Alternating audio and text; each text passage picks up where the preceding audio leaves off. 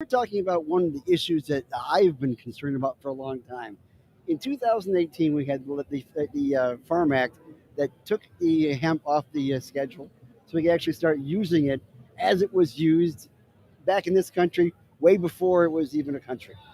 And we used to be able to pay our taxes by growing hemp, and the actual King George III demanded that we grow hemp on all of the farms here in the country because he was big on hemp. So much to the fact that after he got cut off after the Revolutionary War, he was fighting with France and Russia, that he wanted to kidnap American soldiers to get the hemp he needed.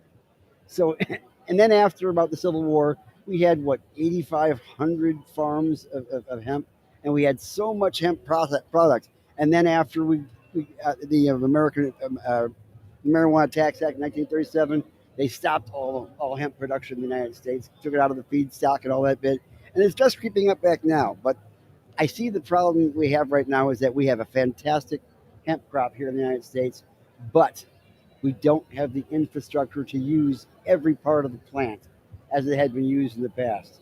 It was used for paper, it was used for cloth, it was used for the sails for ships, and it was used for the ropes, of course. And now it's just being used as garbage, as opposed to the flour, which actually was not consequential for the people of Italy and France, who relied that their entire economy on the industrial use of the plant.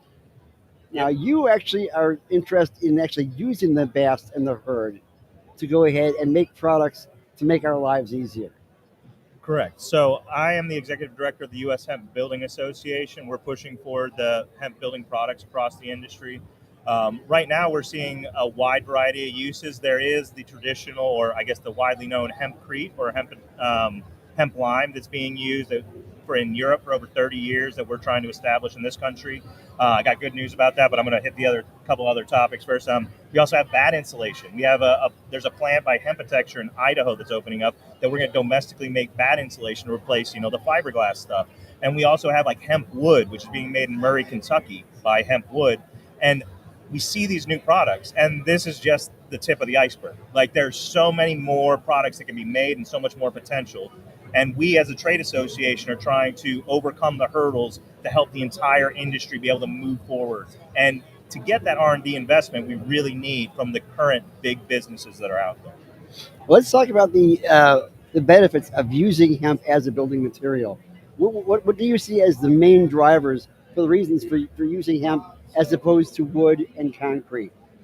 So when we talk about, I'm just going to focus on hempcrete Okay. because when you talk about the other products, mostly it's moving from synthetic products to non-synthetic natural products that don't have chemical off-gassing, which is a major thing. Like my laminate floors in my kitchen right now. Absolutely. So like hemp wood uses a soy-based binder, so you're not going to get any of those VOCs. You're not going to have to deal with like formaldehyde and other things that basically what we do now is we build a house, we wrap it in plastic, put a bunch of chemicals on the inside, and then tell people to go live in there.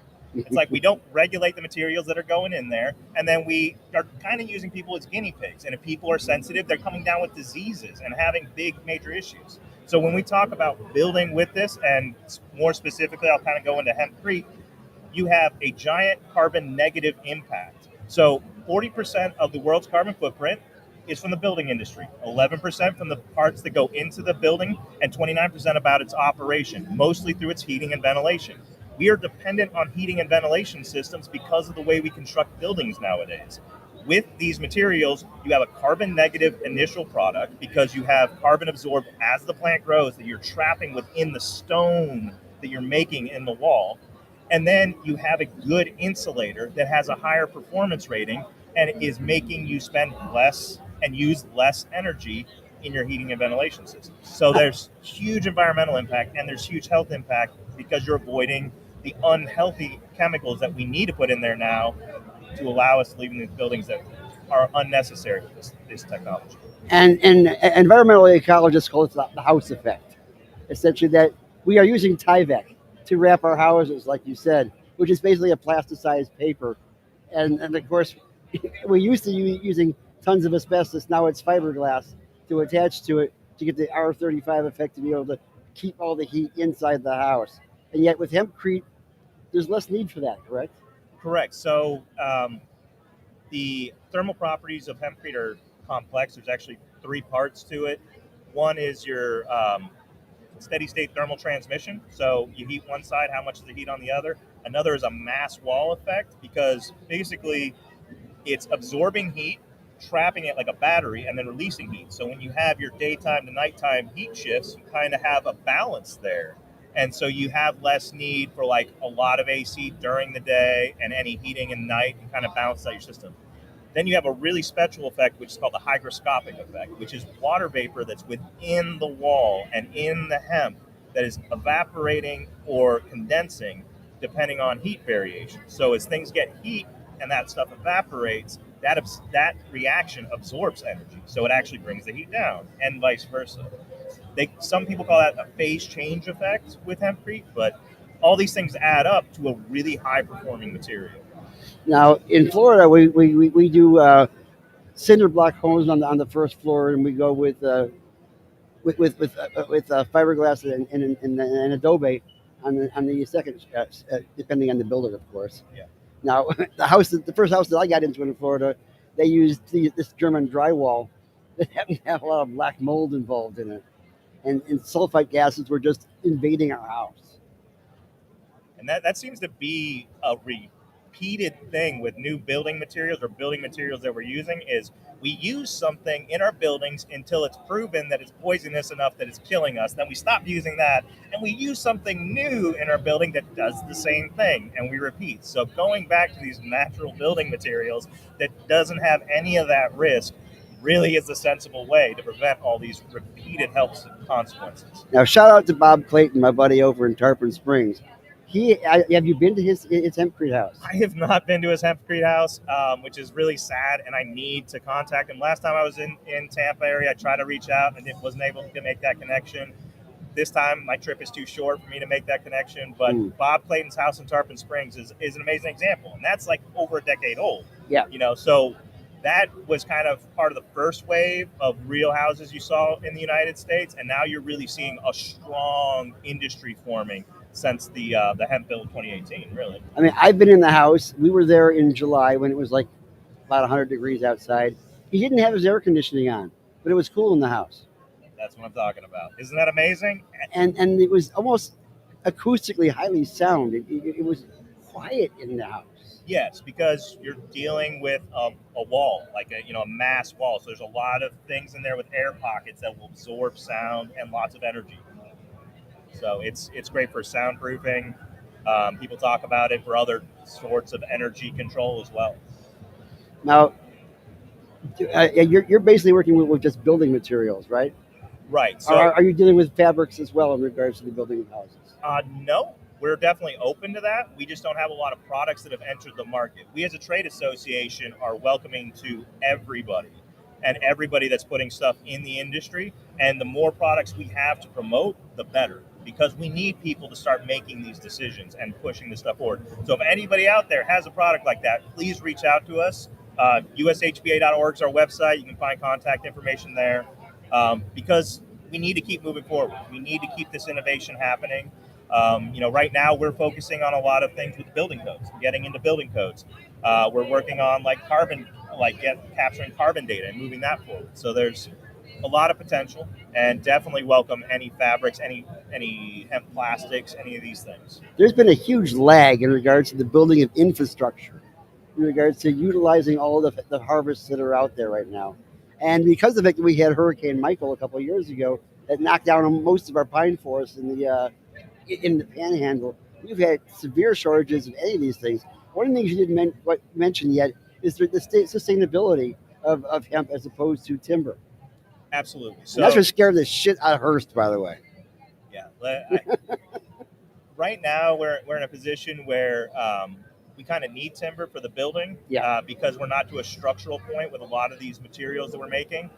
There is a lot of innovation happening right now. Like I know Hempwood is working on a structural beam made out of their compressed hemp stalks. But still being used as floorboards right now. Still using flooring, furniture, half a dozen like duck calls and pens and like anything that any woodworker wants to create. Basically. Duck calls. Oh yeah, they're big on. I mean, we're talking about the middle of Kentucky, so they have all sorts of turkey calls, duck calls, like all sorts of things. That was kind of at the top of the list for a lot of the innovation. But yeah, so to get back to what you're talking about, like on the timber side, Yeah. when a tree grows, it is capturing carbon. If it keeps growing, it is continuing to capture and sequester carbon. When you're talking, and that can continue on for the lifetime of the tree, so that can just go for hundreds of years. When you're talking about an agricultural crop, at the end of that agricultural cycle, that's cut down. And if you let that continue down its natural path, it then biodegrades and the carbon's re-released into the environment, either into the soil or into the air.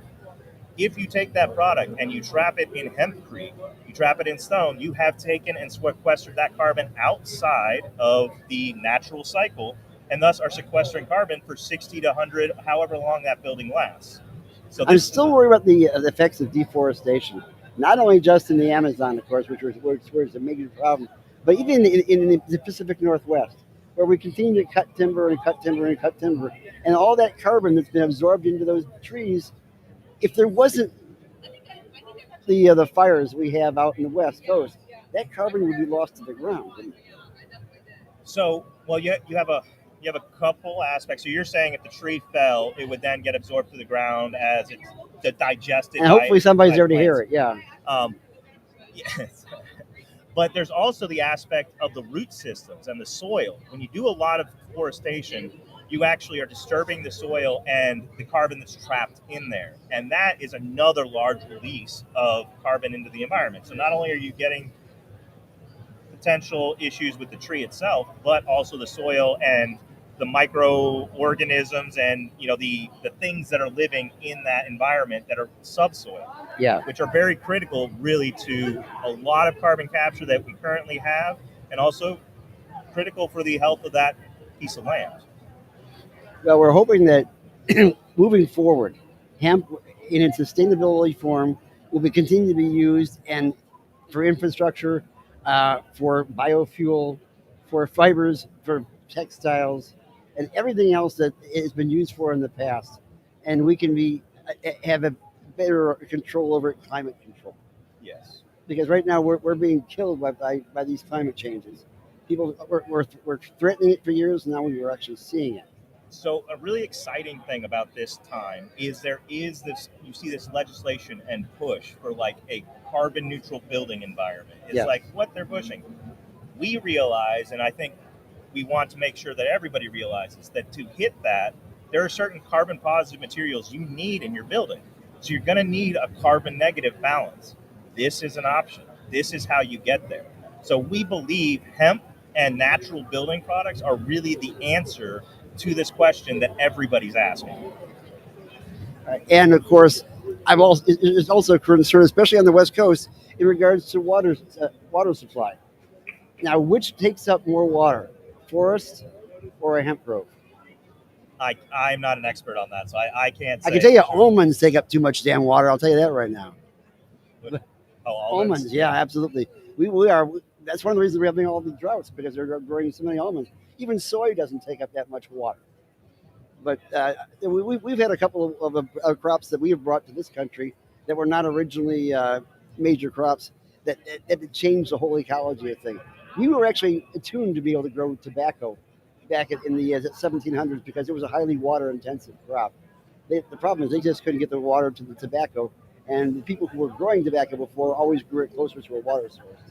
And here they're trying to spread out their farms, and that was difficult. But hemp is good for the water, correct? It's good for the environment. It uses like less water. It cleans up soils. It is an amazing plant overall. When you get into some of the details and what other crops have done, I'm going to be honest, it's beyond my scope, and I don't want to speak on things I'm not intelligent about.